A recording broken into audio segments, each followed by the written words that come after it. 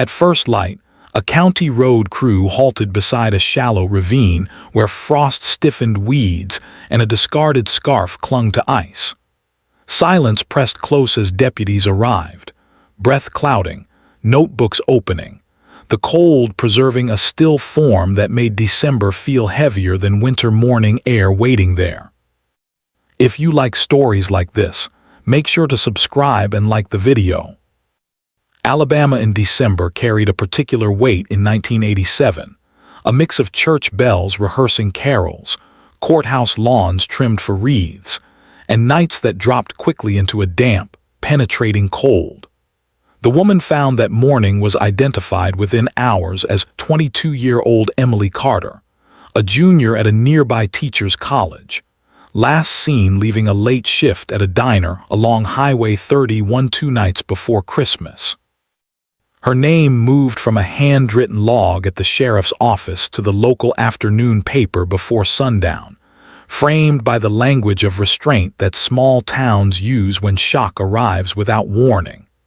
The location, a shallow ravine off a secondary road used by log trucks and commuters, suggested neither chance nor spectacle, only the quiet efficiency of concealment. Investigators documented tire impressions pressed into frozen clay, measured distances from the road, and noted the absence of personal effects beyond the scarf, a knit pattern recognized by her mother when deputies came to the family home. The autopsy conducted at the State Forensic Lab in Montgomery revealed details that guided the early hours without announcing conclusions. Time of death was estimated between late evening and the early morning hours following Emily's disappearance, consistent with cold temperatures slowing post-mortem changes. There were no indications of prolonged struggle at the site, and the body's position suggested transport. Fibers collected from her coat were catalogued, fingernail scrapings preserved, and a careful inventory of trace material was logged.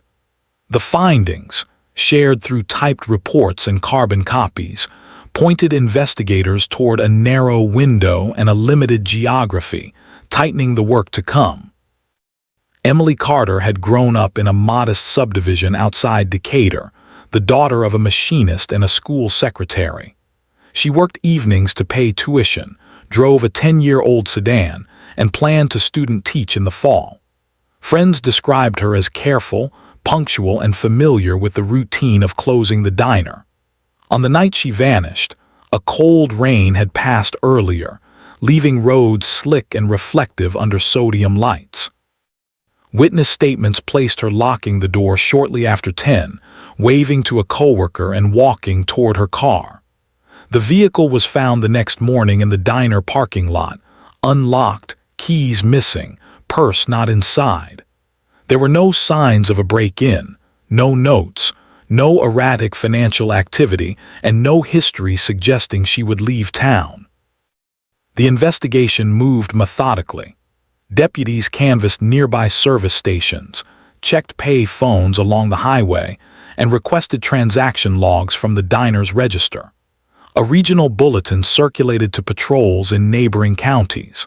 Volunteers pinned missing person flyers to cork boards at grocery stores and gas stations, the paper curling at the edges in the cold. Local radio read a brief announcement between weather and holiday traffic advisories. The tone was sober, careful not to speculate. Behind the scenes, the sheriff's office assembled a timeline that began with Emily's shift schedule and extended backward through the day, noting classes attended, errands run, and conversations recalled. Forensic technicians returned to the ravine repeatedly as temperatures rose and fell, searching for anything overlooked. A partial footwear impression near the embankment was photographed and cast, its tread pattern common, but its wear distinctive. A strand of hair caught on briars was collected, later determined not to match Emily's. Soil samples were taken from beneath the body and compared with soil from the diner lot and nearby shoulders. Each item entered the chain of custody, labeled with dates and initials, then shelved in an evidence room that smelled faintly of paper and disinfectant. Media attention grew but remained measured. The Huntsville paper ran a longer piece, contextualizing the case with regional statistics and emphasizing the absence of random violence in the county's recent past. Television crews filmed from outside the courthouse, the columns and steps providing a familiar backdrop. The sheriff held briefings that confirmed facts and deflected rumor, reminding the public of the season and the need for patience. Christmas passed under a pall, church services including prayers for the family. New Year arrived with frost on the ground and no arrest to mark the calendar.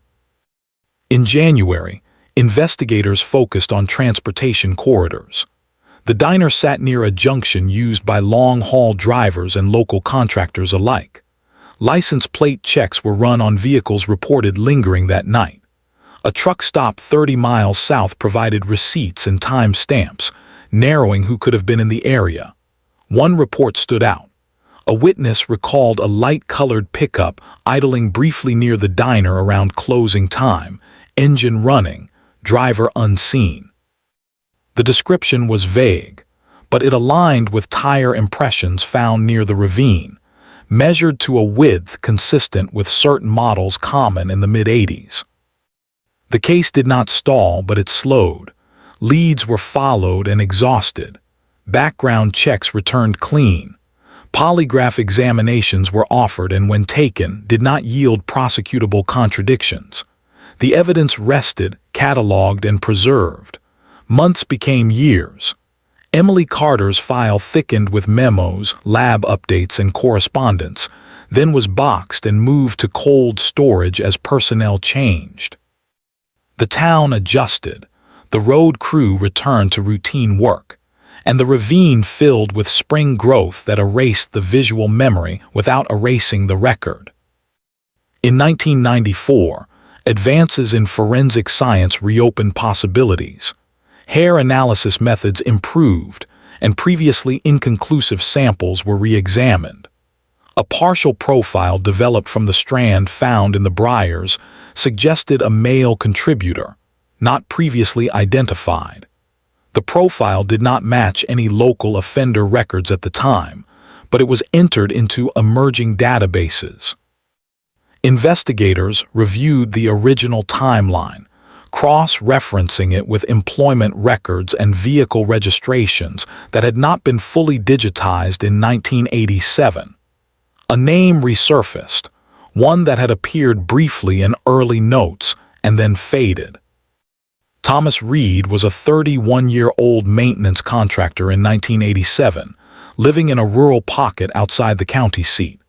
He owned a light-colored pickup consistent with witness descriptions and worked irregular hours that placed him on the highway network at night. He had been questioned early and released, his account uncorroborated but not contradicted. Over time, he moved to another county, married, and left the region's daily consciousness. In 1998, a traffic stop in a neighboring state resulted in his DNA being collected under new statutes. The profile entered the system quietly, waiting.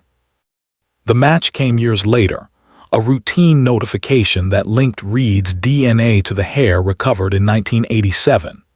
Investigators proceeded cautiously, aware of the burden of time.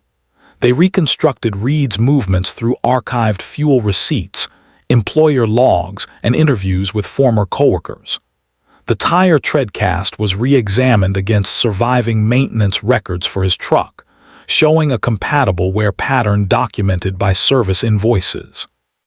Soil analysis compared samples from Reed's former property with those from the ravine, identifying a rare mineral signature shared by both locations. When Reed was arrested in 2002, the announcement was brief. The community reacted with restrained disbelief, the kind that follows long-held uncertainty. Court proceedings unfolded over months, grounded in evidence assembled patiently and lawfully. Expert testimony explained the forensic links in plain terms. The jury returned a guilty verdict. Reed received a life sentence without parole. Emily Carter's parents attended the sentencing. Their statements entered into the record without flourish. The case closed not with celebration, but with a quiet acknowledgement that the cold of December 1987 had finally released its hold, allowing the truth to stand where silence once lingered. The passage of time changed the way the case was handled, but not the discipline behind it.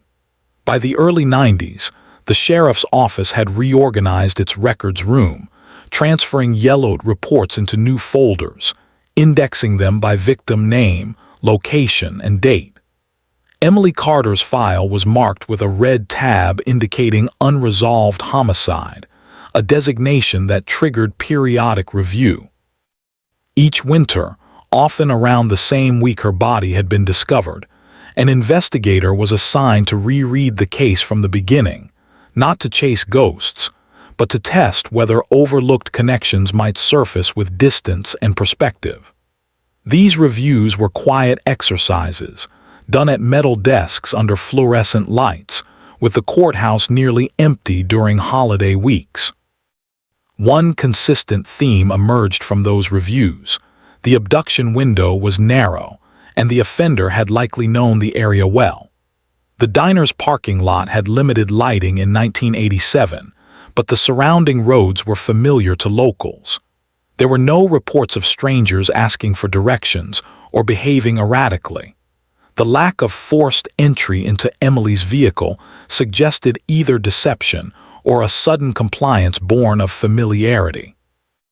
Investigators noted that her car being left unlocked could indicate she intended to return quickly, perhaps to retrieve something, or that someone she did not fear approached her before she could secure it. These observations were recorded cautiously, without assigning motive or identity. The ravine itself received renewed attention. It was not a random dump site, but a place shielded from the road by a slight rise in winter vegetation. Loggers used a nearby spur during daylight hours, but at night the area was empty. A person choosing that location would need confidence that passing traffic would not see them, and knowledge that the ground would bear the weight of a vehicle without leaving obvious tracks once frost settled. Investigators compared this with land ownership maps, noting who lived within a mile radius at the time, and who had access through work or routine travel. In 1991, the Alabama Department of Forensic Sciences updated its protocols for hair and fiber comparison.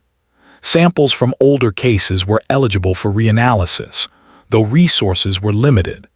Emily's case was submitted because of the preserved hair recovered from the briars. The results, while not definitive by modern standards, excluded several early persons of interest and narrowed the possibilities to a small percentage of the male population.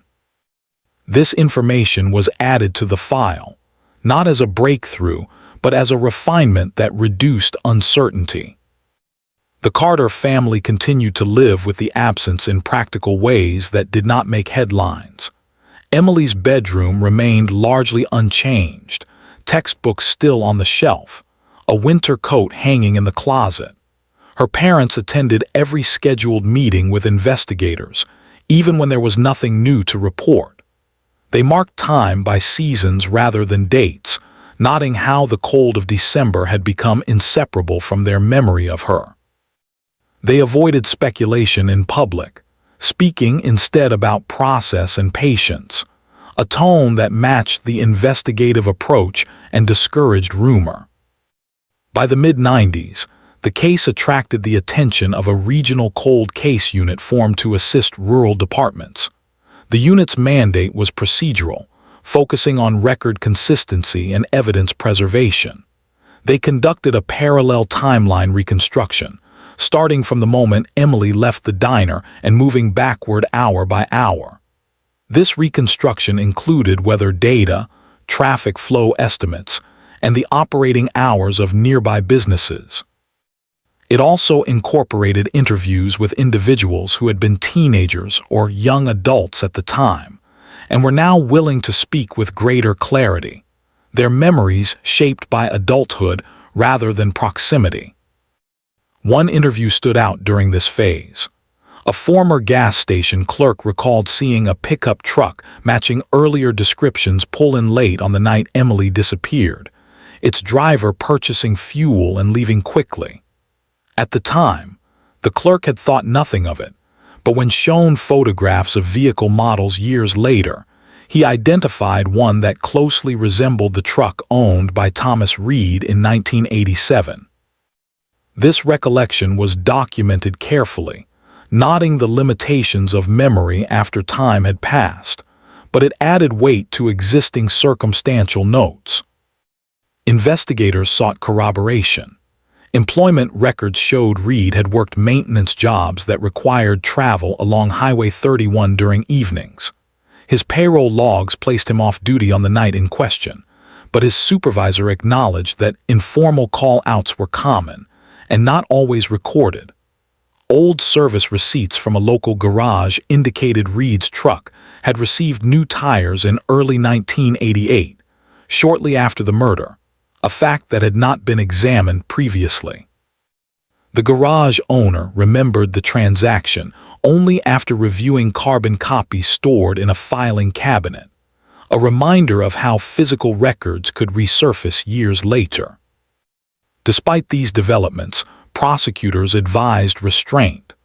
Without a direct forensic link that met contemporary standards, the case would remain vulnerable to reasonable doubt. The hair analysis alone was insufficient, and eyewitness memory was inherently fragile. The decision was made to wait, to preserve the integrity of the case rather than rush toward an arrest that might not hold.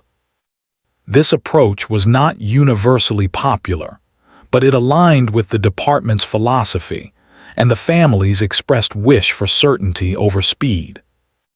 The late 90s brought changes that no one could have predicted in 1987. DNA databases expanded, and statutes allowed for broader collection following certain arrests. When Reed was stopped out of state and his DNA entered the system, the process was automatic and impersonal. The match notification that arrived years later was handled with the same restraint that had defined the case from the beginning. Investigators verified the result through independent testing, ensuring that chain of custody and laboratory procedures met current requirements. Once confirmation was secured, the case moved deliberately into a new phase. Reed's history was reviewed in full, including financial records, property ownership, and past interactions with law enforcement. None of this was sensational.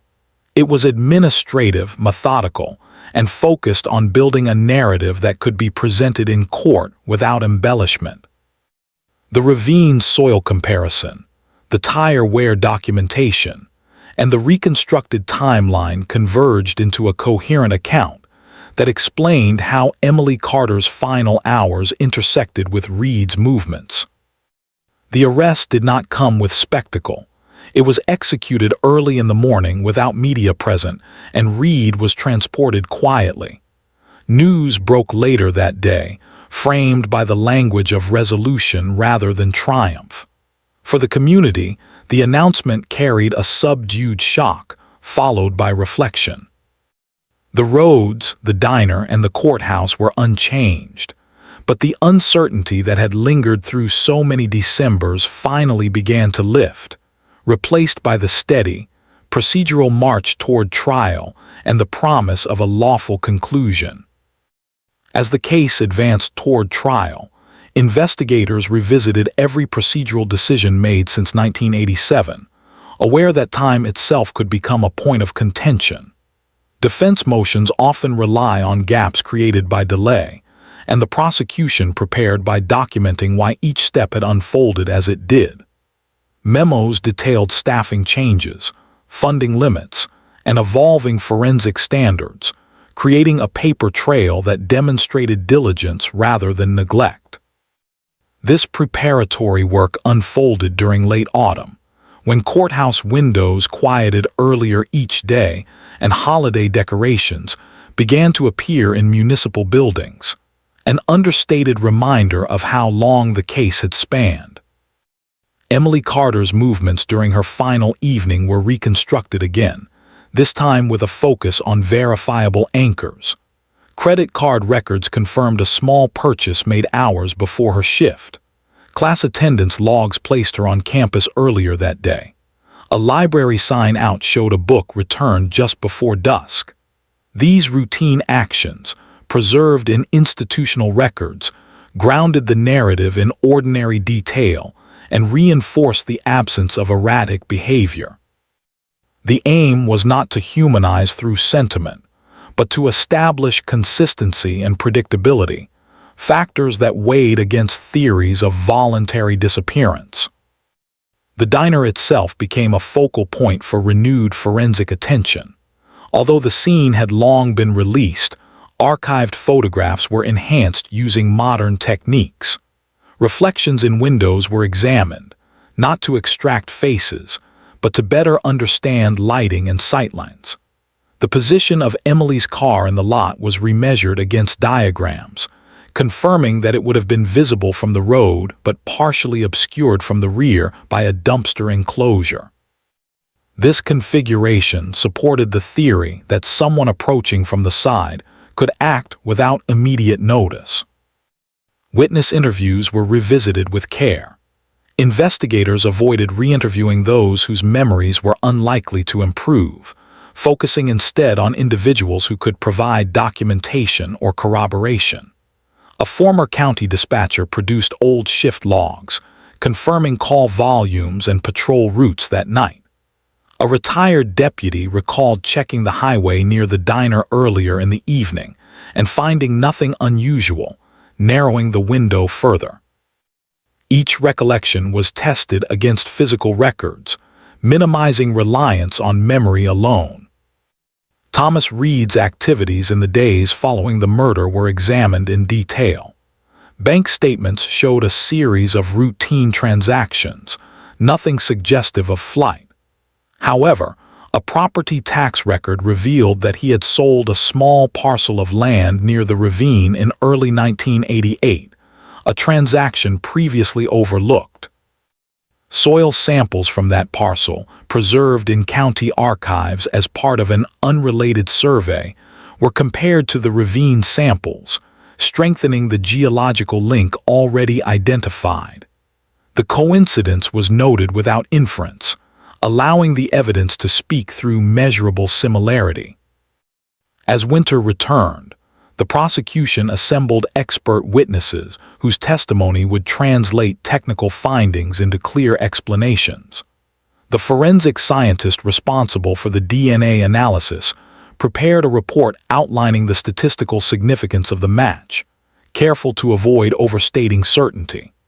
A tire specialist explained where patterns and manufacturing timelines, situating Reed's truck within a reasonable probability range rather than asserting exclusivity. This approach aligned with the case's overall tone, prioritizing credibility over dramatic effect. Media coverage intensified but remained largely factual. Local papers revisited their archives, republishing early articles alongside updates that emphasized procedural progress. Editorials reflected on patience and institutional memory, themes that resonated with older readers who remembered the case from its beginning.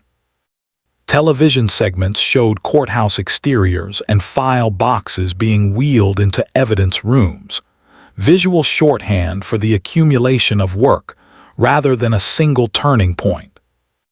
The trial began in early spring, a season chosen by circumstance rather than symbolism. Jury selection focused on impartiality, acknowledging that many potential jurors had lived with the case for years. Those selected were instructed on the importance of evaluating evidence within its historical context. Proceedings moved deliberately, with each piece of evidence introduced in sequence. The timeline was presented as a continuous flow, mirroring the investigative approach that had sustained the case. Autopsy findings were discussed with restraint.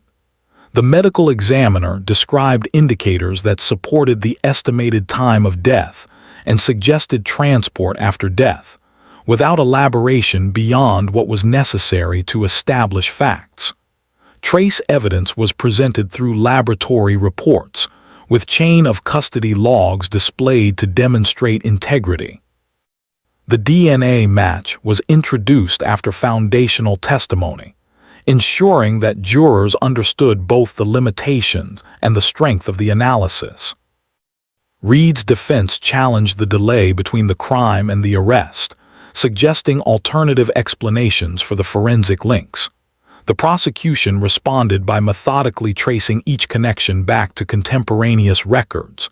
Employment logs, vehicle maintenance receipts, and land ownership documents were entered into evidence, creating a network of corroboration that did not depend on any single point.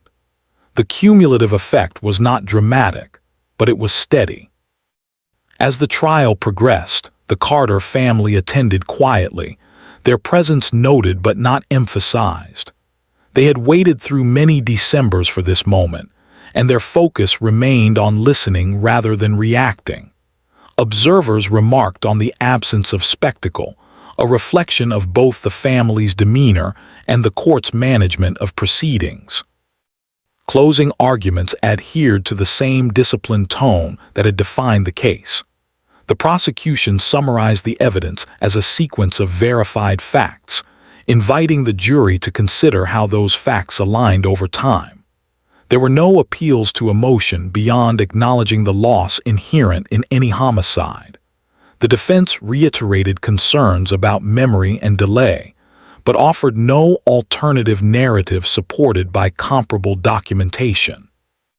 The jury deliberated over several days, requesting clarifications on forensic reports and timeline charts. When the verdict was returned, it reflected the weight of accumulated evidence rather than a single decisive moment. Thomas Reed was found guilty of murder. Sentencing followed established guidelines, resulting in life imprisonment without parole. In the months after the trial, the case entered a quieter phase. Appeals were filed and addressed, each decision reinforcing the original findings. Emily Carter's name was added to a memorial plaque at the courthouse, alongside others whose cases had shaped the county's history. For investigators, the resolution affirmed the value of persistence and procedure. For the community, it marked the end of a long uncertainty, not with celebration, but with the subdued relief that comes when a cold case finally yields to time, method, and the careful preservation of truth. After the verdict, the courthouse returned to its familiar rhythm, but the case did not immediately fade into routine. Post-trial motions were filed as expected, each reviewed against transcripts that filled several boxes. Judges examined whether evidentiary standards had been properly applied across decades of investigation, paying particular attention to preservation methods and disclosure timelines. The rulings affirmed that the process had remained lawful and consistent with evolving standards, a confirmation that mattered not only for this case, but for others resting in cold storage across the state. For the Carter family, the weeks following sentencing were marked by administrative realities rather than ceremony. They met with victim services to understand parole statutes, reviewed appellate schedules, and discussed the disposition of personal effects that had remained in evidence lockers since 1987. Emily's scarf, once frozen to weeds in a ravine, was returned in a sealed container, accompanied by documentation that traced its custody through the years.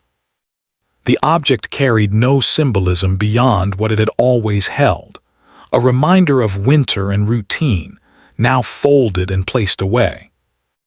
The sheriff's office conducted an internal review, not as an investigation but as a learning exercise. Senior deputies outlined how early assumptions had been tested and either discarded or reinforced over time. They noted how the absence of immediate results had required discipline, resisting pressure to label suspects prematurely. Training sessions incorporated anonymized elements of the case, emphasizing record keeping, evidence preservation, and the importance of revisiting files with fresh eyes. The goal was continuity, ensuring that future investigators would inherit cases with clarity rather than confusion. Media interest diminished gradually. Anniversary pieces appeared that focused less on the crime itself and more on the process that led to resolution. Editorial pages reflected on patience and institutional memory, themes that resonated with older readers who had followed the story from the beginning. The tone remained subdued, avoiding retrospective dramatization. Photographs showed the courthouse in winter light, wreaths on lampposts, and the same roads that had framed the investigation decades earlier. Thomas Reed's appeals moved through the system without deviation from established procedure. Each was addressed in written opinions that cited precedent and forensic standards. The courts found no basis for overturning the verdict. Reed was transferred to a state facility, his name entering a register alongside thousands of others, the details of his crime reduced to case numbers and dates. There were no interviews or statements that altered the record. The legal outcome remained stable. As years passed, the case settled into its final form within archives. The file was marked closed but not forgotten. Researchers and trainees occasionally requested access, studying how a rural department had navigated technological change without compromising integrity. The case became a reference point, cited in conferences and workshops as an example of methodical resolution rather than innovation alone. It underscored that advancements mattered most when paired with disciplined record-keeping. For the town, seasonal rituals continued. Each December, lights appeared along Main Street, and church calendars filled with familiar services. The diner where Emily had worked changed ownership, its interior renovated, but its location remained a landmark for those who remembered the investigation's early days. New generations passed through without knowledge of the case, while older residents recalled it quietly, often prompted by cold mornings or the sight of frost on roadside grass. Emily Carter's memory was preserved in modest ways. A scholarship fund established in her name supported education students at the college she had attended. The fund's announcements were brief, focusing on recipients rather than the circumstances that inspired it. Her parents attended ceremonies occasionally, sitting near the back, content to see continuity rather than attention. The fund represented a forward-looking response to loss, grounded in practicality. Law enforcement officials reflected privately on how close the case had come to remaining unresolved. They acknowledged moments when evidence might have been compromised or leads abandoned. The preservation of the hair sample, the careful labeling of soil, and the retention of tire casts were cited as pivotal decisions made without certainty of future relevance. These choices, made during a time when resources were limited and expectations modest, proved decisive years later. The case also influenced policy. The county invested in improved evidence storage facilities, climate-controlled and digitally cataloged. Agreements were formed with state laboratories to prioritize cold case reviews when new technologies emerged. These measures were incremental, not sweeping reforms, but they reflected lessons learned through experience rather than theory. As the decades progressed, the narrative surrounding the case stabilized. It was no longer framed as a mystery or a shock, but as a record of persistence. The initial discovery remained chilling in memory, but it no longer defined the story alone. Instead, the focus shifted to the accumulation of small, careful actions that eventually converged into resolution. On quiet winter mornings, when frost still settled on fields and roads before dawn, The parallels were not lost on those who had worked the case. The same conditions that once preserved evidence had also preserved the truth, waiting for tools and time to reveal it fully. The investigation's end did not erase the loss, but it placed it within a structure of accountability that mattered deeply to those who believed in process. The Alabama 1987 cold case concluded without spectacle. Its resolution affirmed that even in small towns, with limited resources and long stretches of uncertainty, disciplined investigation could endure. The final outcome rested on lawful procedure, verifiable evidence, and respect for time's role in both obscuring and clarifying facts. The aftermath was quiet, defined by records closed, lessons learned, and a community that carried forward with a measured sense of closure, knowing that patience and persistence had finally aligned to answer a question that had lingered through many winters. In the years that followed the final appellate ruling, the Emily Carter case assumed a settled place within Alabama's criminal justice history. It was no longer referenced as a mystery or a failure, but as a completed record, one that illustrated how methodical work could outlast uncertainty. Investigators who had been young deputies in 1987 were now nearing retirement, their careers spanning the same arc as the case itself. When asked about their most defining work, they spoke less about the arrest than about the discipline required to wait, to preserve, and to revisit without assumption. The evidence remained archived, preserved not out of necessity but principle. Periodic audits confirmed that each item remained accounted for, its documentation intact. This practice reinforced a broader institutional ethic, that even resolved cases deserved respect and accuracy. Training academies incorporated anonymized elements of the investigation into coursework, emphasizing how ordinary details, when recorded properly, could become decisive years later. The case served as a reminder that progress in forensic science depended as much on past diligence as on present innovation. For prosecutors, the case reinforced a conservative approach to charging decisions. The long delay between crime and arrest had tested the system, but the outcome validated restraint.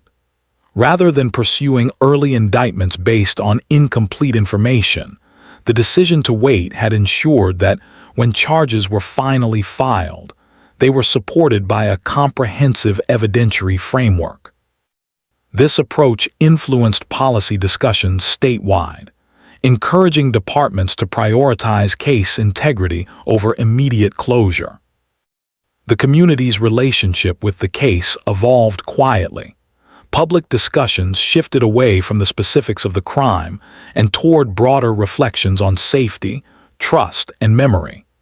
Town meetings addressed improvements in lighting near businesses, coordination between law enforcement agencies, and support systems for families affected by violent crime.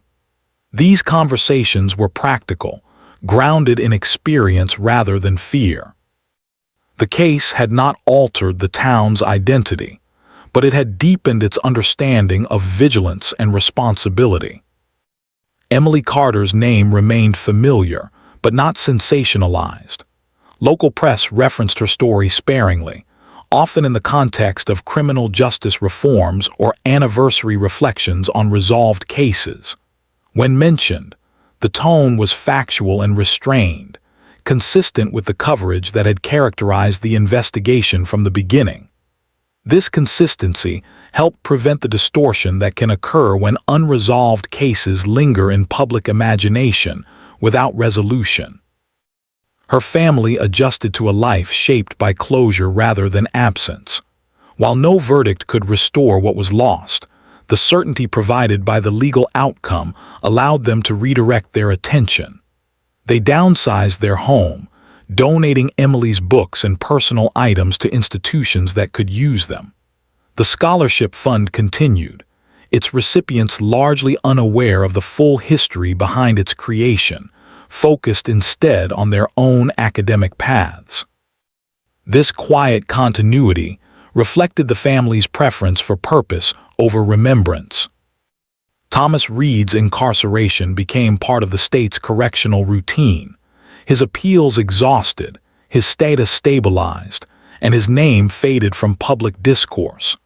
Correctional records documented compliance with institutional rules, nothing remarkable beyond the gravity of his sentence. There were no further revelations, no confessions that altered the established record. The case's narrative remained fixed, defined by evidence rather than personality. For law enforcement agencies beyond the county, the case became a benchmark for cold case management. Conferences referenced it when discussing evidence retention and interagency cooperation. The emphasis was not on dramatic breakthroughs, but on the cumulative effect of consistent practices.